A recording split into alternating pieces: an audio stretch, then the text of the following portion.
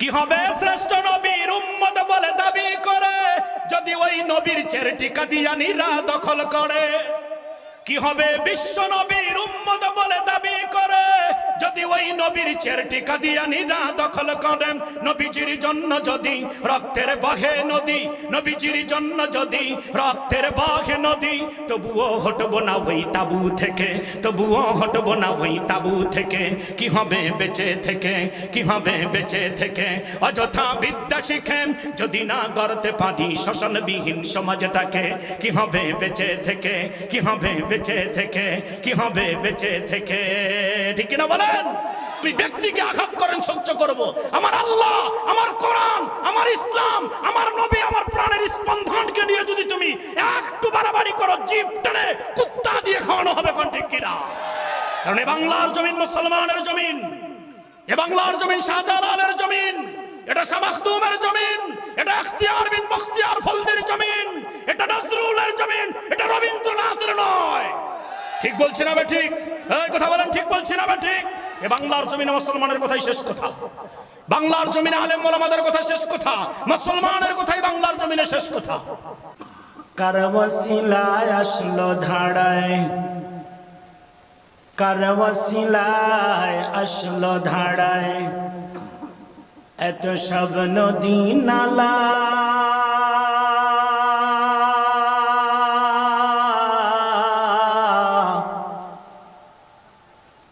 কার ওসিলায় সাজালো পৃথিবী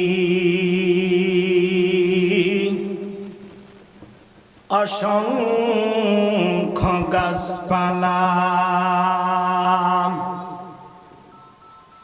কার ওসিলায় মান আনলো বেলাল,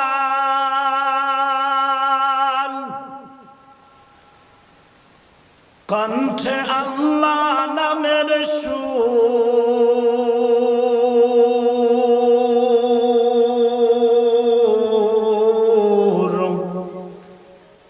সে যে অন্য কেহ নহে গো ধাড়ায় মুহাম্মদ রাসূল। কার দেশে ভাদর মাসে, কার দেশে ভাদর মাসে গাছে পাকা তাল,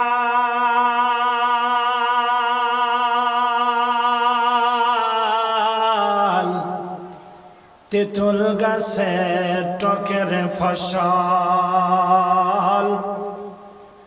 মরিচেতে ঝাল, কে দিল রে চাঁদের আলো তারকার ঝিকিমিকি,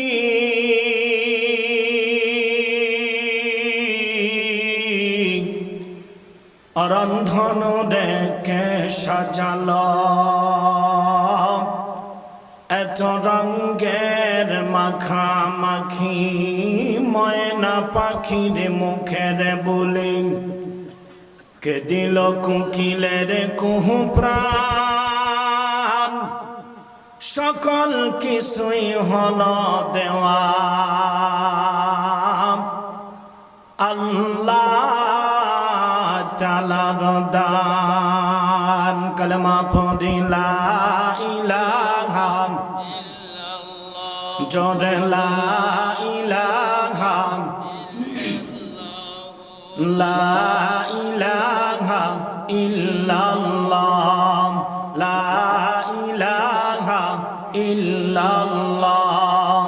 বহু দূরে মদিনা আমি কেমনে যাব জানি না, ভাইজান বহু দূরে মদিনা আমি কেমনে যাব জানি না। দয়া করম দয়ার মাওলা পুরাও মনের বাসনা, দয়া করম দয়ার আল্লাহ পুরাও মনের বাসনা। লা ইলাহা ইল্লাল্লাহ, জোরে লা ইলাহা ইল্লাল্লাহ, লা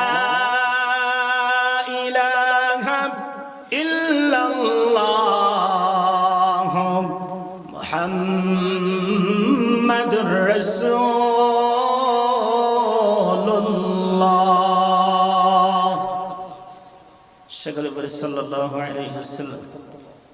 মাজগ্রাম রমিসা ও মনসুর হাফিজিয়া মাদ্রাসা এতিমখানা উলিল্লাহ বোর্ডিং এর উদ্যোগে হাফিজ ছাত্রদের পাগড়ি প্রদান উপলক্ষে প্রথম বার্ষিক বিশাল ওয়াজ মাহফিলের সুযোগ্য অভিজ্ঞ সভাপতি মহোদয় জনাব আলহাজ মোহাম্মদ আব্দুর রহমান কুরালিপাড়া বোদা পঞ্চগড়, আজকের মাহফিলের মধ্যমণি আমার বন্ধুবর্গ হযরত হাফিজ মাওলানা মোহাম্মদ আশরাফুল ইসলাম আজাদি দামাত বরকাতুহুমুল আলিয়া ইতিমধ্যে আলোচনা করে গিয়েছেন। অত্র এলাকার কৃতি সন্তান মাওলানা মোহাম্মদ নুরুল্লাহ দুলাল আমার সামনে উপবিষ্ট। আমার প্রাণ প্রিয় যুবক ভাইয়েরা, স্নেহের কচিকাচারা, আমার মুরব্বী বাবজানেরা, প্রদানিসীন অন্তর আড়ালের সদিসাধী অবলা সরলা শিক্ষিতা সর্বগুণে গুণান্বিতা মহিলা মা ও বোন, শুকর গুজার করছি সেই মনিবের প্রতি যিনি অত্যন্ত মেহরবানি করে আমার মতো আপনাদের মতো পাপাচারী গুনাহগার মানুষগুলিকে একত্রিত করে আজকের এই বরকতময় মুহূর্তে এই সামিয়ানার নিচে এসে বসার, সর্বোপরি তার কোরআনুল কারীম থেকে তার রাসূলের হাদিস থেকে কিছু কথা বলবার এবং শুনবার সুযোগ করে দিয়েছেন সে মহিয়ান গরিয়ান আল্লাহ সুবহানাহু ওয়া তাআলার আলিশান দরবারে হৃদয়ের সমস্ত ভালোবাসাকে উজাড় করে দিয়ে অন্তরের অন্তঃস্থল থেকে শুকরিয়াতান বলি আলহামদুলিল্লাহ। লক্ষ লক্ষ কোটি কোটি দরুদ ও সালাম বর্ষিত হোক মুকুট গুরু মানব চরিত্রের শিক্ষা গুরু জনাবুল আরবি মুহাম্মদুর রাসূলুল্লাহ সকলে বলি সাল্লাল্লাহু আলাইহি ওয়াসাল্লাম। সম্মানিত মাজগ্রামবাসী, আপনারা সকলে কেমন আছেন? কেমন আছেন আপনারা? মাহফিল হচ্ছে আজকে, এই কনকনে শীত, এই মাহফিলটা হওয়াতে আপনারা খুশি না বেজার? দিল থেকে বলেন খুশি না বেজার?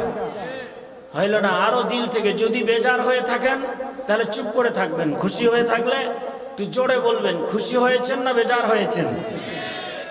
এই মাহফিলটি যদি আজকে আরো 2-2.5 ঘন্টা চলে আপনাদের কোনো সমস্যা হবে? কথা বলেন, সমস্যা হবে? সম্মানিত হাজিরিন, আসলে আলোচনা কি করব বলেন? হ্যাঁ, বর্তমান মাহফিলগুলিতে গেলে কি আলোচনা করব আপনারা আমাকে ডিরেকশন দিবেন। এখানে যারা মাহফিল শোনার জন্য আসছে আমার কয়েকটা কথার উত্তর দিবেন। হয়তো আমার উপর এখন কেউ কেউ প্রচন্ড ক্ষেপে যাবে। আচ্ছা বলেন তো বাপ, আপনি সত্য কথা যদি বলেন, বলার পরে যদি কেউ ক্ষেপে যায় আপনার উপরে, তাহলে কি আপনার ভয় করলে চলবে? আল্লাহ কোরআনের মধ্যে একটা আয়াত নাজিল করে দিয়েছেন, উলামা ইকরাম এখানে আছেন, আল হাক্কু মির রাব্বিকা ফালা তাকুনান্না মিনাল মুমতারিন। আল্লাহু আকবার বলেন। এই কোরআনের আয়াতের শাব্দিক আলোচনা হলো কি জানেন? যে হক কথাটা তিতা, কারণটা হলো এই হক কথা পৃথিবীর কোনো মানুষের কাছ থেকে আসে নাই, এটা আরশের মালিকের পক্ষ থেকে এসেছে। এখন তোমাকে তিতায় লাগুক আর মিঠায় লাগুক এটা দেখার বিষয় নেই, হকটা বলাই লাগবে, ঠিক কিনা বলেন? কারণ হক কথা কোথা থেকে এসেছে বলেন? আল হাক্কু মির রাব্বিকা ফালা তাকুনান্না মিনাল মুমতারিন। এটা আল্লাহর পক্ষ থেকে এসেছে, আসমান থেকে এসেছে। তো আমি আপনাদেরকে কয়েকটা প্রশ্ন করব, এরপরে আলোচনায় যাব, কারণ আমার পরে আরো মেহমান আছে। আপনারা জানেন আমার পরে আরো আলোচক আছে, আমাদেরকে সময় বেঁধে দেওয়া হয়েছে, অল্প সময়ের মধ্যে আলোচনা শেষ করব। জানি না আলোচনা কতটুকু করতে পারবো, কারণ এই মাহফিলটাকে ঠিক মতো গুছাই নিতেই দেখবেন আমার অর্ধেক সময় শেষ হয়ে যাবে। আপনারা বলেন, এখানে যারা ওয়াজ শোনার নিয়তে আজকে এসেছে, আপনার কি ধারণা যারা আসছে ওয়াজ শোনার নিয়তে বাড়ির থেকে, এরা মুসলমান না অন্য ধর্মের মানুষ? সবাই তো বললেন না ভাই। একটু বলবেন কথা, কারণ ঠান্ডার দিন জোরে দিয়ে একটা কথা যদি আপনারাও বলেন, ঘুম চলে যাবে, শয়তান চলে যাবে এবং শরীরটা একটু গরম গরম লাগবে। না হলে তো আমি খালি বকবো আর আপনারা যে শোনা শুনবেন, এক পর্যায়ে ঠান্ডাও লাগবে, ঘুমও ধরবে, কিছুক্ষণ পর মনে করবেন যে আর না থাকি, শয়তান এসে একটা গুতা দিয়ে কইবে চা ঠান্ডা হয়ে গেল, বড়াগিলা হ্যাং হয়ে গেল, তাড়াতাড়ি চলে যা, কতক্ষণ আর থাকি বইটি। ঠিক বলছি না ঠিক? এই জন্য একটু নিজে নড়াচড়া করেন, নড়াচড়া একটু করেন। বাড়ি থেকে আসছেন, ভাবি বা চাচি বলছে নাকি যে ওইখানে যাবেন তো যাবেন, সমস্যা নেই, কিন্তু একটা কথা কইবেন, হুজুর কি কয় কো, কারণ হুজুর তোমরা খিলাবে ঠিক টাকা দিবে, তোমার খিলাবে কোনো টাকাও দিবে না। হুজুর চিল্লাইতে চিল্লাইতে মাইক ফাটে বেলা, তোমরা যে বসিবেন, দুনিয়া প্রলয় যদি হয়ে যায়, তোমরা একটা কথাও কইবেন না। এরকম কোন সবক টবক পড়ায়া বাড়ি থেকে পাঠাইছে নাকি বলেন? পাঠায় নাই? তাহলে আমরা যদি দুই একবার আলহামদুলিল্লাহ, সুবহানাল্লাহ, আল্লাহু আকবার, এই কথাগুলি কি একটু জোরে বলা যাবে না? এই কথা বলেন, বলা যাবে না ইনশাআল্লাহ? এখন আপনারা আমার কথার উত্তর দেন, যারা এই মাহফিল শোনার উদ্দেশ্যে এখানে আসছে, তারা মুসলমান না অন্য ধর্মের মানুষ? অবশ্যই তারা কি মুসলমান। এই যে মাহফিলটি আজকে এখানে হচ্ছে, এটা কি হঠাৎ করে আজকে প্যান্ডেল করে হচ্ছে না? আজ থেকে 10-12 দিন আগ থেকে পোস্টারিং, মাইকিং, বিভিন্ন ভাবে এটার প্রচার প্রচারণা হয়েছে? বলেন, আমার কথা কি হয়েছে তো নাকি? আচ্ছা বলেন, এই যে এত বড় একটা প্যান্ডেল এখানে হয়েছে, আচ্ছা বলেন তো কোন মাহফিলের পোস্টারের কোনায় লেখা থাকে? আমরা জানি বিশেষ দ্রষ্টব্য লেখা থাকে, মহিলা মা বোনদের জন্য ওয়াজ শোনার সুব্যবস্থা আছে, ঠিক কিনা বলেন? কোন মাহফিলের পোস্টারে বা মাইকিনে শেষের দিকে দেওয়া থাকে যে দোকানে, ওইখানে মাহফিলকে কেন্দ্র করে দোকান দিয়ে মেলা লাগানোর সুব্যবস্থা আছে? কোন মাহফিলের পোস্টারে লেখা থাকে এটা? কথা বলেন না কেন? লেখা থাকে? আমার কথাগুলি বোঝা যাচ্ছে তো না? উত্তর দিয়ে। মুসলমান মাইর খায় কেন মানুষের? আর সব দোস্ত মৌলবীর, আজকে ওয়াজ করে যাব না, কালকে দেখবেন আমার নামে সমালোচনা শুরু হয়ে যাবে। হোক, সমস্যা কি? দাড়ি নাই, টুপি নাই, প্রস্রাব করে দাঁড়ায়, এখনো প্রস্রাব করে ঢিলা কুলুপ কিভাবে নেওয়া লাগে হেবেটা জানেই না। এ জানেই না প্রস্রাব করে কিভাবে কি করা লাগে। হে গোসলের ফরজ কয়টা হেটা জানে না, উজুর ফরজ কয়টা এটাও জানে না। হ্যাঁ, 4 রাকাত নামাজ কিভাবে পড়া লাগে এটা জানেই না। ওই আবার কালকে দেখবেন মাঝগ্রামের 4 দোকানে বসে হুজুরের বদনাম করবে, ঠিক কিনা বলেন? কথা বলেন, ঠিক কিনা? তা করবে, কারণ এটা তার খাসিলত। এটা কি? এটা তার খাসিলত, এটা তার অভ্যাস। বলেন, এই যে মাহফিলটার এত কষ্ট করে আয়োজন করলো, কি অপরাধ করেছে এই মাহফিল? বক্তা পছন্দ হয় নাই, তাহলে আপনারা আগেই বলতেন, অন্য বক্তা নিত, আগেই বলতেন অন্য বক্তা নিত। কি অপরাধ এই মাহফিল কর্তৃপক্ষের যে আজকে আপনারা মাহফিল, হ্যাঁ বাড়ি থেকে আসেন নাই, সেটা ভিন্ন জিনিস। হুজুর আমার সারাদিন কাজ করছি, ঠান্ডা, যাইতে পারবো না, আমি এশার নামাজ পড়ে 4টা খেয়ে ঘুমিয়ে পড়বো, আগামীকালকে ফজর পড়বো ইনশা, কোনো আপত্তি নেই। ওয়াজ শুনতে আপনাকে যাইতেই হবে, না গেলে চলবে না, এটা তো কেউ বলে নাই, বলছে নাকি বলেন? কিন্তু আপনি বাড়ির থেকে ওয়াজ শোনার উদ্দেশ্যে আসলেন, আসার পরে কিছু যুবক মহিলা প্যান্ডেলের গোড়ো যায় খালি উকি মারে, আছে না?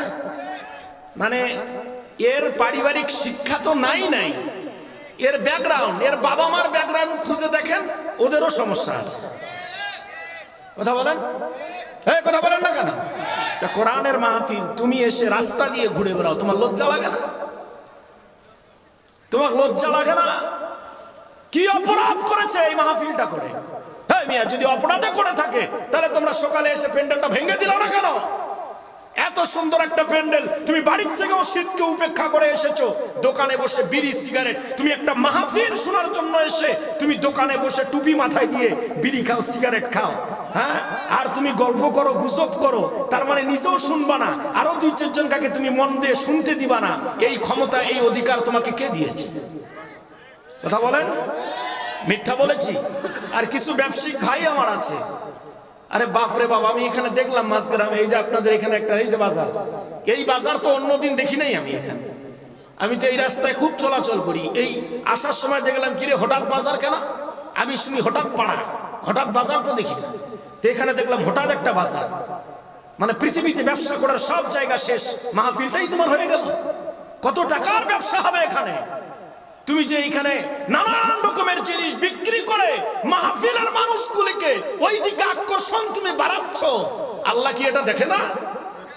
এই কথা বলেন। আমরা যদি এখানে আজকে এশার পর থেকে রাত 8টা থেকে শুরু করে রাত 1টা পর্যন্ত যদি এখানে আমরা বসে থাকি, একটা চা, একটা বিড়ি, একটা সিগারেট, একটা পান, একটা কিচ্ছু নাস্তা, পানি, বড়া, পেঁয়াজু কিছুই যদি না খাই, বলেন তো কার পেট নষ্ট হবে? অসুস্থ হবেন কে? যে হুজুর রাত 8টা হলো, বসছি 1টা পর্যন্ত একটা চা খাই নাই হুজুর, মুই এখন স্টক করে বেঁধে কিছুক্ষণ পর মরে যাব, এরকম কাউরে হবে? বা কথা বলেন, আমার কথার উত্তর দেন, হবে? আমাদের মাহফিলগুলিতে কি চায়ের দোকানের কোনো দরকার আছে? কথা কয় না। আমাদের মাহফিলগুলিতে কি বিড়ি সিগারেটের দোকানের দরকার আছে? আমাদের মাহফিল কোরআনের মাহফিলগুলিতে কি পানের দোকানের কোনো প্রয়োজন আছে? এমন ভাবে দোকান মার্কেট হচ্ছে মনে হয় মাহফিলের চাইতে ওইটার দরকার বেশি। তাহলে কি দরকার এত প্যান্ডেল? এই প্যান্ডেল কি এমনি হয়েছে নাকি? আপনি খোঁজ নিয়ে দেখেন, এই ডেকোরেশন সাজাইতে গিয়ে হয়তো 20-25 হাজার টাকা নিয়েছে, 30 হাজার টাকা হয়তো নিয়েছে। কেন? এই টাকাটা মাদ্রাসার কাজে লাগতো। আপনারা দোকানে বসে থাকতেন, আমরা এখানে ওয়াজ করতাম, আপনারা ওইখান থেকে শুনে চলে যেতেন। হ্যাঁ, কেন? একজন বিবেকবান মানুষ, একজন জ্ঞানবান মানুষ, যার মধ্যে ন্যূনতম মনুষ্যত্ব বিবেক থাকবে, ও একটা মাহফিল শুনতে এসে এত সুন্দর পরিবেশ রেখে ও বাসের তলে বসে চা খাইতে পারে না। এটা কোনো শিক্ষিত, এটা কোনো ভদ্রলোকের ব্যবহার হতে পারে না। ঠিক কিনা বলেন? কথা বলেন, ঠিক কিনা? কোন ভদ্র মানুষের ব্যবহার রাস্তা দিয়ে যারা ঘুরে বেড়ায় পায়তানি করে হাঁকাও, কিন্তু ভদ্র মানুষের কাছে এত সুন্দর পরিবেশ রেখে রাস্তা দিয়ে মহিলা মা বোনেরা যায়, আর তুমি খালি এই পাশে একবার, এই পাশে একবার, এই পাশে একবার, এই পাশে একবার। কি এক্সারসাইজ করি আমরা? রাস্তায় রাস্তায় দাঁড়ায় দেখি প্যান্ডেলের অবস্থা কি, মাহফিলের অবস্থা কি, বক্তার চেহারা কিরকম, দেখাতে হয়ে গেছে। বাড়িতে চলে যাও, ফজরের নামাজ জামাতে আদায় করিও। أقم الصلاة لدلوق الشمس إلى غسق الليل وقرآن الفجر إن قرآن الفجر كان مشهودا الله أكبر বলেন। পড়িও ফজরের নামাজটা জামাতের সহিত, কালকে হয়ে যেতে পারে তোমার ওই এক ফজরের নামাজ তোমার জান্নাতে যাওয়ার দলিল হতে পারে। কোন সুবহানাল্লাহ। মুআজ্জাজ হাজিরিন, আপনি মাহফিল শুনতে আসলেন, মাহফিলও শুনলেন না, দুনিয়ায় টাউডারি করে আপনি বাড়ি চলে গেলেন। ফজরের নামাজও আপনি পড়লেন না, এশাও নাই, জোহর নাই, মাগরিব নাই, এশা নাই। তাহলে বলেন না, এই নাটক আর কতদিন চলবে? এই কথা বলেন, এই নাটক আর কতদিন চলবে? কি চলবে? চলবে, চলবে। এইবার দুষ্ট গরুর চাইতে শূন্য গোয়াল, এই কথা বলেন না কেন? দুষ্ট গরুর চাইতে শূন্য গোয়াল অনেক ভালো। আমরা যে কয়টা এসে বসেছি, আমরা মনে করি আল্লাহ এই কয়টাকেই কবুল করেছে। একটাও যদি আর নতুন করে প্যান্ডেলে না আসে, বলেন ওয়াজ হবে না হবে না? এই কথা বলেন, ওয়াজ হবে না হবে না? হ্যাঁ। এই জন্য আপনারা যে কয়টা লোক এসেছেন, পায়ে হাত দিয়ে অনুরোধ করি, অল্প একটু কষ্ট দিব, আপনারা সামনের খালি জায়গাগুলো পূরণ করবেন। আমি আপনাদেরকে ওয়াজ শোনাবো ইনশাআল্লাহ। যদি আমার ওয়াজ কথা বুঝতে পারেন, ভালো লাগে, তাহলে বলবেন কিছুক্ষণ কথা বলবো। আর যদি বুঝতেও না পারেন, ভালো না লাগে, এটাও বলবেন। 1 মিনিট সময় আমি আপনাদেরকে বিরক্ত করবো না ইনশাআল্লাহ, কথা দিচ্ছি। আমি বুঝাইতে পেরেছি আপনাদেরকে? ভাই বুঝাইতে পেরেছি? আমি যদি আপনাদেরকে আধা ঘন্টা 40 মিনিট বিরক্ত করি, আপনারা কি আমাকে সময় দিবেন? হ্যাঁ ভাই, সময় দিবেন ইনশাআল্লাহ?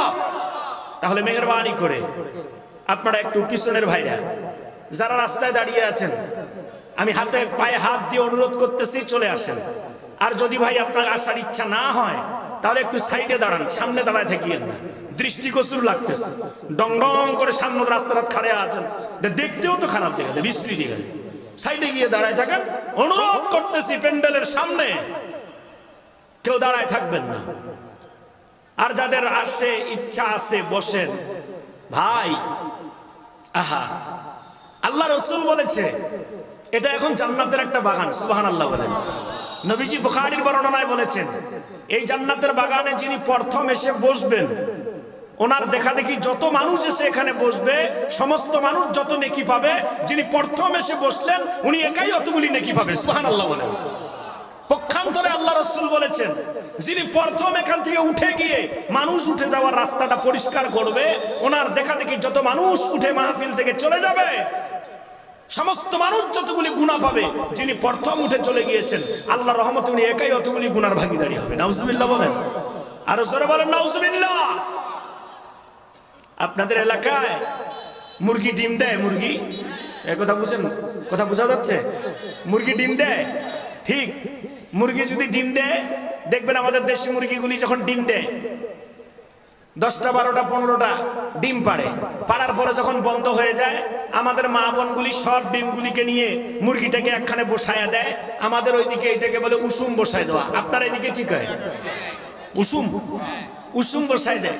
বৈজ্ঞানিকরা রিসার্চ করে দেখেছে, এক একটা ডিমকে এক একটা মুরগি 22 দিন তাপ দেয়। কথা বলেন কয় দিন? 22 দিন তা দিয়ে তারপরে ওই ডিমটা থেকে কি আসে?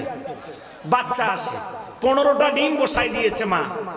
22 দিন পরে দেখা গেল 12টা থেকে বাচ্চা এসেছে, 3টা বা 4টা বা কয়েকটা থেকে আসে নাই। এরকম হয় না? হয় না?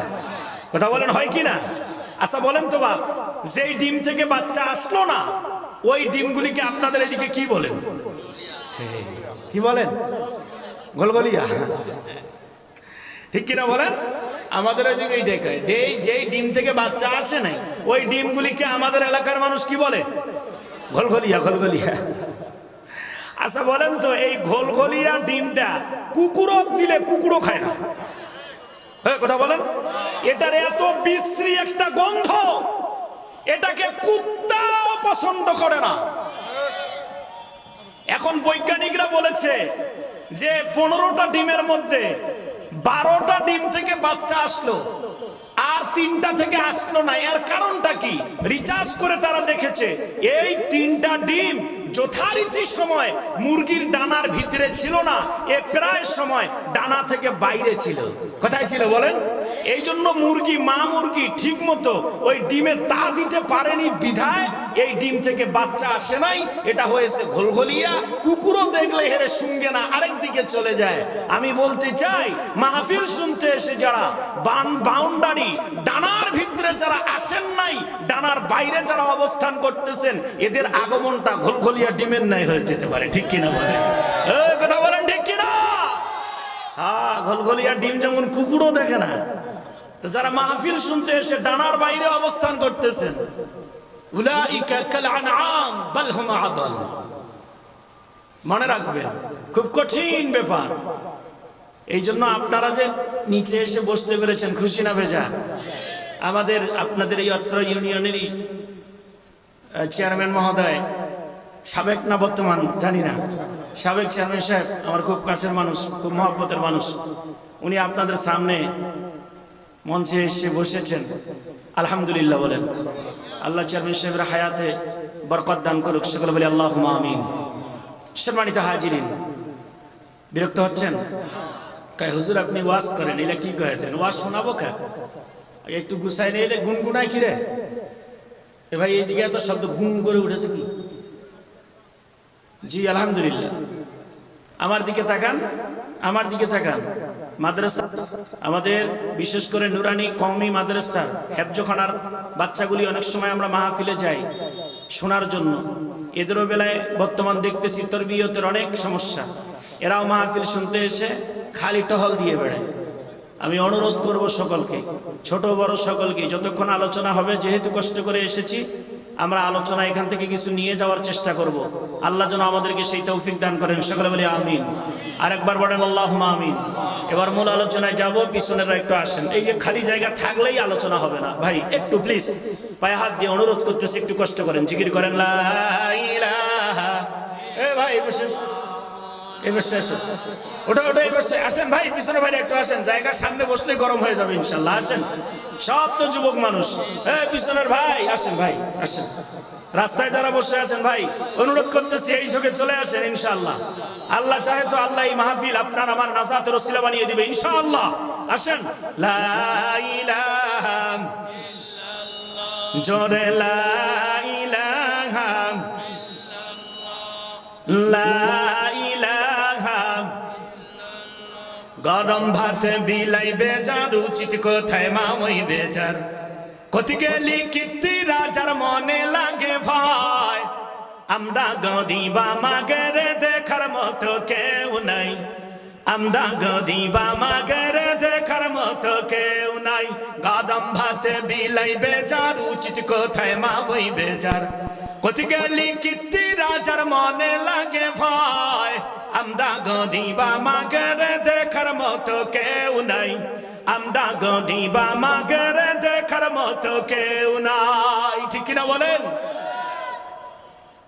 ক্ষমতাতে জাতি পারলে জীবনে একবার গাড়ি বাড়ি হতি রে ভাই দেরি হয় না তার ক্ষমতাতে জাতি পারলে জীবনে একবার গাড়ি বাড়ি হতি রে ভাই দেরি হয় না তার তাই তো মন চায় সব বেচিয়া ভোটেতে দাঁড়াই তাই তো মন চায় সব বেচিয়া ভোটেতে দাঁড়াই আমরা গদিব আমাদের দেখার মতো কেউ নাই আমরা গদিব আমাদের দেখার মতো কেউ নাই গরম ভাত বিলাই বেজার উচিত কোথায় মা ওই বেজার কতি গেলি কীর্তি রাজার মনে লাগে ভয় আমরা গরিব আমাদের দেখার মতো কেউ নাই আমরা গরিব আমাদের দেখার মতো কেউ নাই নারায়ে তাকবীর দুই হাত উঠে একটা তাকবীর দেন তো ভাই দুই হাত উঠান সবাই উঠান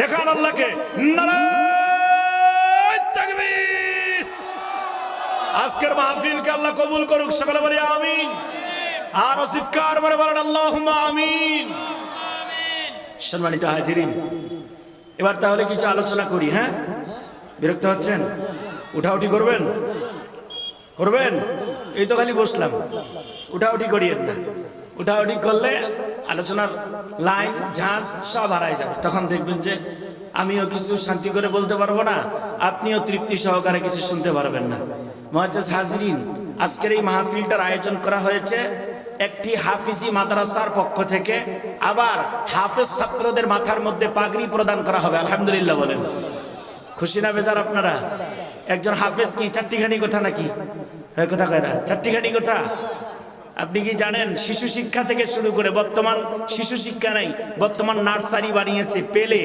তার মানে পেলে থেকে শুরু করে একদম মাস্টার্স ডিগ্রি কমপ্লিট করা বা বিসিএস ক্যাডার হওয়া পর্যন্ত যতগুলি বই পড়েছেন উনি ওনাকে যদি বিসিএস ক্যাডার বা মাস্টার্স ডিগ্রি কমপ্লিট করার পরে বলা হয় যে ভাই আপনি শিশু জামাত থেকে শুরু করে এই মাস্টার্স ডিগ্রি পর্যন্ত যত গ্রামার যত সাবজেক্টলি বই আপনি পড়েছেন পরীক্ষা দিয়েছেন ভাইবা দিয়েছেন দিয়ে আজকে আপনি এত সার্টিফিকেটধারী হয়েছেন এই এতগুলি বইয়ের মধ্যে যে কোনো একটা ছোট্ট গ্রামার 10 পৃষ্ঠার একটা গ্রামার বা 20 পৃষ্ঠার একটা ছোট্ট বই আপনি একটু আমাদেরকে মুখস্থ শোনান সেটা হতে পারে বাংলা হতে পারে ইংরেজি হতে পারে বিজ্ঞান যে কোনো বই হোক না কেন আপনি 10 থেকে 15 পৃষ্ঠার একটা বই আমাদেরকে মুখস্থ শোনান বলেন পারবে বুঝেন নাই কথা কি পারে পারে না পারে না ব্রেন অনেক আছে অনেক তুকার বিসিএস ক্যাডার কিন্তু হয় না কিন্তু আপনি কি লক্ষ্য করে দেখেছেন 10 বছরের ছোট্ট একটা সন্তান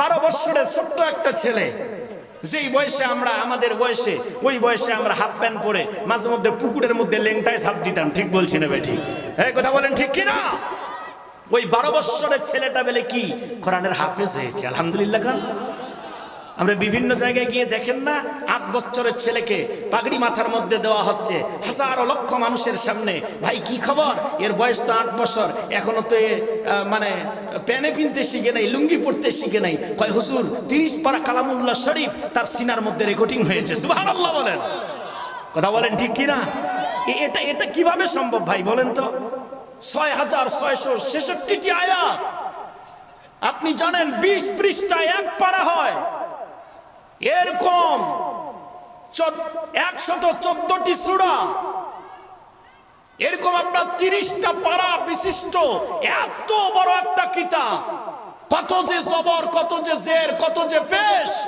কত যে জসাম কত যে তাসদীদ কত যে থামার জায়গা আহা সব কিছু তার সিনার মধ্যে তারাবি পড়ানোর জন্য রমজান মাসে 12 বছরের হাফেজ সাহেব, 10 বছরের হাফেজ সাহেব পিসিরে সামনে দিয়ে, পিছনে মসজিদ, নিচতলাও ভর্তি, দোতলাও ভর্তি। ঠিক বলছি না বে ঠিক? এই কথা বলেন, ঠিক বলছি না বে ঠিক? গোটা মসজিদ সাউন্ড বক্সে গুম গুম করতেছে, পিছনে বড় বড় হাফেজ সাহেব, পিছনে বড় বড় মাওলানা সাহেব, 10 বছরের পিচ্চি ইমামতি করতেছে। লোক খালি ঠ্যাং ছাড়ায়, পিছন থেকে দেখা যাচ্ছে ইমামকার দেখা যায় না। এখন হয়তো মিশায়। আমি কি কথা ঠিক বলেছি না ভুল বলেছি? এই কথা বলেন, মিথ্যা বলেছি? ইমামকার দেখা যায় না, কারণ ইমাম তো অর্থ এখনো কেবল খালি বাড়ি বা ধৈছে খালি কোনো মতো কারো কমর থাকিয়া, কারো বুক থাকিয়া, আর ঠ্যাং ছাড়ে কি দেখা যায়? দেখা আর যায় না। কিন্তু বাজান, ইমাম সাহেবের দেখা না গেলেও উনি যে কোরআনগুলি তেলাওয়াত করতেছে সাউন্ডবক্সের মাধ্যমে, যে আমাদের কানের মধ্যে আসতেছে, মনটা বলতেছে কোরআনটা সামনে, আর ওই দেখে দেখে পড়তেছে, আর মনে হয় যে সারা রাত পড়বে, সারা রাত আমরা দাঁড়িয়ে শুনবো কোন সুবহানাল্লাহ। কথা বলেন ঠিক কিনা? এই কথা বলেন ঠিক কিনা? এটা কি এমনি হয়? এটা কি এমনি হয়? আমাদের যাদের দাড়ি চুল সাদা হয়ে গিয়েছে, আমি আপনাদেরকে বলতেছি, আলহামদুলিল্লাহ সূরাটা সহিভাবে মুখস্থ করেন। 7 দিন সময় দিলেন, দাঁত খুঁজে পাবেন না, কুণ্ঠেতে যায় উষ্টা খায়া পড়ি। 7 দিন পরে কহেন বলে হুজুর 3টা দাঁত নাই, মোগাত কহেন না, নাইলে সবই শেষ। মোদ্দারা ইলাহ বাটাওয়া নাই। 10-12 বছরের বাচ্চাটা গোটা কোরআনটা ঝরঝর করে পড়তেছে, তাও আবার একানা। এইখানে একটা বক্স লাগিয়ে হাজার হাজার মানুষকে শোনাচ্ছে, দাঁড়িয়ে দাঁড়িয়ে নামাজের মধ্যে।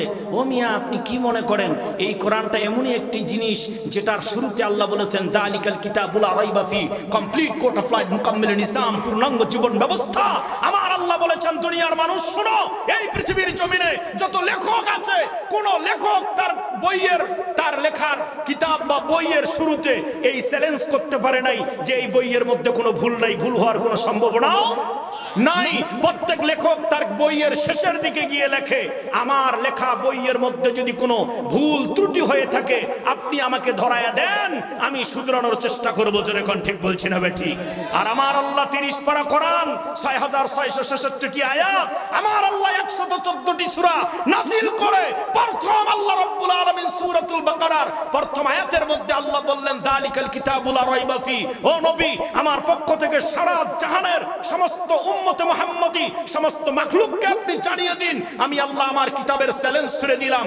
এই পৃথিবীর জমিনে যদি এমন কোন বাপের বেটা থাকে আমার কোরআনের এক জাররা পরিমাণ ভুল বাহির করে দিবে, আমি চ্যালেঞ্জ করলাম, কেউ আমার কোরআনের এক জাররা পরিমাণ ভুল বাহির করতে পারবে না। মুসলমান মাসগ্রামের যুবক, এ মাসগ্রামের মুরব্বী, শিক্ষিত বাপজানেরা, দিলের কান লাগায়া শুনো। এই কোরআনের ভুল বাহির করার জন্য বড় বড় দার্শনিকরা, বড় বড় ইংরেজরা, বড় বড় বৈজ্ঞানিকরা, তারা বছরের পর বছর, যুগের পর যুগ এই কোরআনের একটু ভুল বাহির করার জন্য তারা চেষ্টা করেছে, রাতের পর রাত, বছরের পর বছর তারা অবিরাম চেষ্টা করে গেছে। পারে নাই তো পারে নাই, বরঞ্চ কোরআনের ভুল বাহির করতে গিয়ে নিজের ভুলে নিজে ধরা খেয়ে কোরআনের কাছে আত্মসমর্পণ করে কোরআনের সুচিতল ছায়াতলে আশ্রয় নিয়ে আল্লাহর কালিমা গ্রহণ করে কবরে গিয়েছে। যেরকম সুবহানাল্লাহ, আরো জোরে বলেন সুবহানাল্লাহ। এই কোরআন পেয়ে খুশি না বেজা? এই কথা বলেন, খুশি না বেজা? কে কে খুশি হয়েছেন? হাত উঠান তো। আল্লাহু আকবার। হাত নামান। এই যে আপনারা হাত উঠাইছেন, আলহামদুলিল্লাহ। কিন্তু কতজনকার বাড়ির যে কোরআন শরীফ আছে ও টাকের মধ্যে নেকে নাই যায়, ওইটা ভাষা হচ্ছে। কোন দিন যে ওই বাড়ির বুড়া আর বুড়ি মরিবে, আর ওই দিন কাহা না ওইখানে পাড়ে টাড়ে ঝাড়ে টাড়ে এক না পড়িবে। ঠিক বলছি না বেঠি? এর আগত ওই কোরআন শরীফের কাউ দেখে না, মাকড়াসার জাল আর দুনিয়ার জাগুরা জঙ্গল। অথচ আমি সুন্দর একটা হাদিস আপনাদেরকে বলে দিয়ে যাই, আল্লাহ রাব্বুল আলামিন কি বলেছেন, আল্লাহ রাসূল কি বলেছেন। হাদিস শরীফের মধ্যে অসংখ্য হাদিস আছে। খায়রুকুম মান তাআল্লামাল কুরআনা ওয়া আল্লামা। আকাশের নিচে জমিনের উপরে ওই ব্যক্তি আল্লাহ আল্লাহ নবীর কাছে সবচেয়ে দামি, যে নিজে কোরআন সহিভাবে শিখে এবং অপরকে শিক্ষা দেয়। কোন সুবহানাল্লাহ। আরেক জায়গায় আল্লাহ রাসূল বললেন, হাসিনুল কুরআনা বিআসওয়াতিকুম ফাইন্না সাওতাল হাসানা ইয়াজিদুল কুরআনা হুসনা। আমার দেওয়া পবিত্র জবান দিয়ে তুমি আমার কোরআনটাকে সুন্দর করে তেলাওয়াত করো, নিশ্চয় সুন্দর আওয়াজ কোরআনের সৌন্দর্যকে বাড়িয়ে দেয়। কোন সুবহানাল্লাহ। আরো কত হাদিস এ কোরআন সম্পর্কে। আল্লাহ রাসূল বললেন, দুনিয়ার মানুষ, তোমরা জানো এই পৃথিবীতে একটি মাত্র কিতাব আছে, যেই কিতাবটা পড়লে সওয়াব পাওয়া যায়, যেটা শুনলে সওয়াব পাওয়া যায়। সুবহানাল্লাহ কয় না? যেটা পড়লে কি হয়, কথা কন না, কি হয়? সওয়াব হয়। যেটা শুনলে কি হয়? সওয়াব হয়। শুধু কি তাই? আল্লাহ রাসূল বলেছে কোরআন পড়লে সওয়াব, শুনলে সওয়াব। শুধু তাই না, এই কোরআন যদি কেউ দূর থেকে মুহাব্বতের নজর দিয়ে তাকায়, তারও আমলনামায় নেকি লেখা হয়। শুধু কি তাই? না, কোরআনে চুমু দিবেন নেকি পাওয়া যাবে, মাথায় রাখবেন নেকি পাওয়া যাবে, কোরআনটারে বুকের মধ্যে জড়াবেন নেকি পাওয়া যাবে। এই কোরআন এমন একটা কিতাব যেটা শুধু নেকি আর নেকি, নেকি আর নেকি দূরে আছে। আপনি সেটাকে মহাব্বতের নজর দিয়ে তাকালেন, আপনার আমল নামায় নেকি হবে।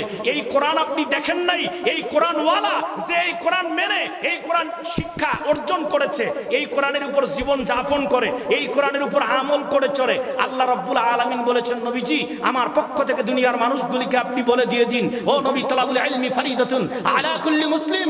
রাসূল বলেছে একজন আলেম অতটুকু বেশি দামি 1000 আবেদের চেয়েও একজন আলেম আল্লাহ তাআলার কাছে কোরআনওয়ালার দাম সবচেয়ে বেশি। কোন সুবহানাল্লাহ, আর জোরে বলেন সুবহানাল্লাহ। শুধু তাই না, নবী করিম সাল্লাল্লাহু আলাইহি ওয়াসাল্লাম বলেছেন যারা এই কোরআন মেনে চলার চেষ্টা করে, যারা এই কোরআন বুকের মধ্যে ধারণ করে, এই কোরআনের উপর আমল করে চলে, ও দুনিয়ার মানুষ তোমরা খেয়াল রাখিও, ইন্নাল উলামা ওয়ারাসাতুল আম্বিয়া। আমি নবী ঘোষণা দিয়ে গেলাম, তারা আমি নবীর ওয়ারিস বর্ষ। সুবহানাল্লাহি ওয়া বিহামদিহি। আমি নবী থাকবো না। একজন হক্কানি আলেমকে জড়ায়া ধরো, মনে করবা আমি আমার নবীর এই জড়াই ধরেছি। সুবহানাল্লাহি ওয়া বিহামদিহি। আল্লাহ রাসূল বলেছে একজন হক্কানি আলেমের চেহারার দিকে তাকাও, ছোট ছোট গুনাহ আল্লাহ তোমার এমনিতেই মাফ করে দিবে। কোন সুবহানাল্লাহ। কারণটা কি? এই কোরআনের স্পর্শ। যদি আবার সহজ করে বুঝায় দেই, হে মুসলমান, এই যে সোফা সেট বানিয়েছেন আপনারা একদম শাল কাঠ দিয়ে, উন্নত কাঠ, যেই কাঠের আপনার 10,000 5,000 টাকা সেফটি, এই কাঠ দিয়ে আপনি সোফা সেট বাড়িতে তৈরি করলেন, বা আপনি কোনো ফার্নিচার থেকে আরো উন্নত মানের সোফা, লক্ষ টাকার সোফা আপনি বাড়িতে নিয়ে এসে রাখলেন, কিন্তু আপনার শু জুতা পরে, স্যান্ডেল পরে আপনি সোফায় বসতেছেন, আপনার পা, আপনার স্যান্ডেল, আপনার শু জুতা কতবার যে আপনার কোটি লক্ষ টাকার সোফার মধ্যে ঘেঁষা লাগতেছে, আপনারও কোনো মনে হয় না, কেউ আপনাকে কিছু নিষেধ করে না, কিন্তু মাত্র শিমুল কাঠ দিয়ে মাত্র একটা রেহেল বানানো হয়েছে, রেহেল যেটাকে কোরআন রাখা হয়, শিমুল কাঠ, যেইটার মূল্য আপনার 200 টাকা সিফটিও কেউ নেয় না, ওই নিম্নমানের একটা কাঠ দিয়ে একটা ছোট্ট রেহেল বানানো হলো। বাজারের মধ্য থেকে আমরা 120 টাকা বা 150 টাকা দিয়ে ওই রেহেলটা কিনে আমরা যখন মাদ্রাসায় বা ঘরের মধ্যে বা মসজিদের মধ্যে রাখি, ওইটার মধ্যে যখন কোরআনুল কারীম পড়ে যায়, বাপজান গো, কেউ ভুল বশত ওই 150 টাকা দামের রেহেলটার মধ্যে পা লাগানো তো দূরের কথা, ওর উপর দিয়ে পাটা চলে যাবে, এরকম বেয়াদবি করারও দুঃসাহস দেখায় না। ঠিক কিনা বলেন? এই কথা বলেন, ঠিক কিনা? কারণটা কি? কারণটা কি? এত কোটি এত লক্ষ টাকার জিনিস, এখানে জোতা লাগে, লাথি লাগে, তারপরও আপনার গায়ে ব্যথা করে না, কেউ আপনাকে নিষেধ করে না। ছোট্ট একটা 150 টাকা দামের রেহেলের মধ্যে আপনার পা লাগলে কোনোভাবে যদি ভুলেও লেগে যায়, 18 বার আমরা নেই আর সুমা খাই আর বুকের মধ্যে জড়ায় ধরি। এর কারণ হলো ওই কাঠের কোনো দাম নাই। ওই কাঠ তখনই সম্মানী হয়েছে যখন এই কোরআনের ছোঁয়া পেয়েছে। চলে কোন ঠিক কিনা? হয় কথা বলেন, ঠিক বলছি না ভাই? ঠিক। এই জন্য এই কোরআনের ছোঁয়া যারা ভিতরে থাকবে সেই দামি হয়ে যাবে। সে কি হয়ে যাবে বলেন? এক কথা বলেন, কি হয়ে যাবে? দামি হয়ে যাবে।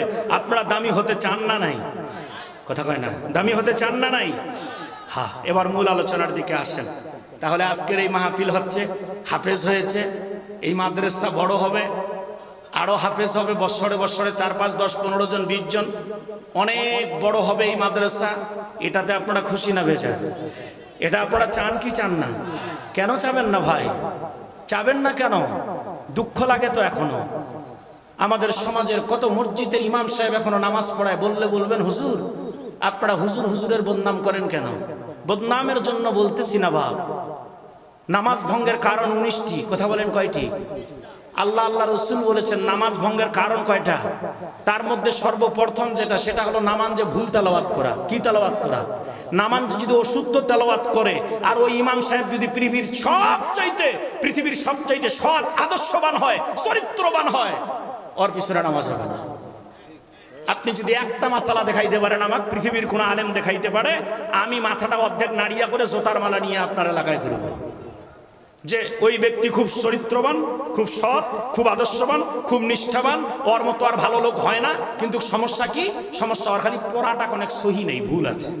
ওর পিছনে নামাজ হবে কি হবে না? ইমানদার কাকে বলে? ইমানদার কাকে বলে বলেন? হ্যাঁ, কত মানুষ আছে এলাকার মধ্যে যে লিগালি মানুষটা সৎ আর নিষ্ঠাবান, ওই মানুষটা কোনোদিন কাউরের সঙ্গে 2 নম্বরই করে নাই, সুদ ঘুষ জেনা ব্যভিচার অন্যায় অত্যাচারের সঙ্গে সে কোনোভাবেই জড়িত না, কোনোদিন কাউর দিকে চোখটা রোঠায় কথা বলে নাই, কেউ যদি শালা বলেছে তাকে ভাই বলে সম্বোধন করে সে চলে এসেছে, তার মানে তার ব্যাপারে এলাকার কোনো মানুষ কোনো একটা ব্যাক রেকর্ড দিতে পারবে না, কোনো খারাপ একটা কথা বলতে পারবে না, একটা দোষ ধরতে পারবে না। একটা শুধু দোষ আছে মানুষটার, সেটা হলো মানুষটা 5 ওয়াক্ত নামাজ পড়ে, কথা কয় না রে, কয় ওয়াক্ত নামাজ পড়ে না, এই বিরক্ত হয়েছে না, 5 ওয়াক্ত নামাজ খালি পড়ে না, বাকি সব দিক তার একদম লিটিন ক্লিন। আল্লাহ বলেছে তোমার ওই সততার আমার কাছে কোনো মূল্য নেই, কারণ তুমি আমাকে সেজদাই করো না। ইন্নাস সালাতা তানহা আনিল ফাহশাই ওয়াল মুনকার, তুমি যত খারাপ কাজ করো না কেন আমার রেজাবন্দি লাভের জন্য আমাকে সেজদা দাও, আমি আল্লাহ তোমাকে আমাকে সেজদা দেওয়ার বিনিময়ে সমস্ত ফাহিশা কাজ থেকে বিরত রাখবো। সুবহানাল্লাহ। আর তুমি যদি আমাকে সেজদা দেওয়া বাদ দিয়ে সমস্ত ফাহিশা কাজকে বিরত রেখে সেজদাওকে বিরত রাখো, তাহলে ওই ভালোগিরির আমি আল্লাহর কাছে তোমার কোনো মূল্য নাই। আমি আপনাকে বুঝাইতে পেরেছি বলেন? দুঃখ লাগে, মাদ্রাসাগুলি হচ্ছে হাফ কিলো পর পর, অনেকেই বলে ওরে বাপ রে বাপ এত মাদ্রাসার ভাই টরো লাগছে কেন? টরো মিয়া, এই মাদ্রাসা হাফ কিলো নয়, প্রত্যেক বস্তি বস্তি মহল্লায় মহল্লায় একটা করে মাদ্রাসা হওয়া উচিত, আর প্রত্যেক পরিবারের সন্তানকে কোরআন শিক্ষা করা উচিত। তলাবুল ইলমি ফরিদাতুন আলা কুল্লি মুসলিম, যেটা আমাদের উপর ফরজ হয়েছে। তা না হলে এই আধুনিক যুগে, এই কম্পিউটারের যুগে, এই ডিজিটাল যুগের মধ্যে এখনো এমনও ইমাম এমনও খতিব নামাজ পড়াচ্ছে, তার পিছনে নামাজ তো দূরের কথা, এমন আয়াত কোরআন শরীফের পড়তেছে নামাজের মধ্যে, ওটা কোরআন শরীফত খুঁজেও পাওয়া যায় না। কথা বলেন ঠিক কি না? হ্যাঁ, আমার জীবনে প্রমাণ আছে এরকম। হয়তো বলবেন হুজুরদেরকে আপনি দুষতেছেন, কোন আলেমকে ইমামকে ছোট করার জন্য নয়, তবে নামাজ কারো ব্যক্তিগত বিষয় নয়, এই নামাজ হলো হুকুম কার। এই কথা বলেন, হুকুম কার? এই হুকুমকে পালন করতে গিয়ে সঠিকভাবেই পালন করা লাগবে। আর তখনই আমাদের সমাজ, আমাদের মসজিদগুলি, আমাদের সমাজগুলি সুশিক্ষায় শিক্ষিত হয়ে তারা ওইভাবেই একদম আল্লাহ রসুল যেভাবে পড়ে দেখিয়েছেন, পড়ায়েছেন, ওইভাবে পড়ানো হবে। যখন আমরা ওই শিক্ষাগুলি আমাদের সন্তানগুলিকে দেওয়ার চেষ্টা করবো, জোরে কোন ঠিক কিনা? এজন্য হোক না আরো মাদ্রাসা। আপনাদের কি কোনো সমস্যা আছে? কথা বলেন, সমস্যা আছে?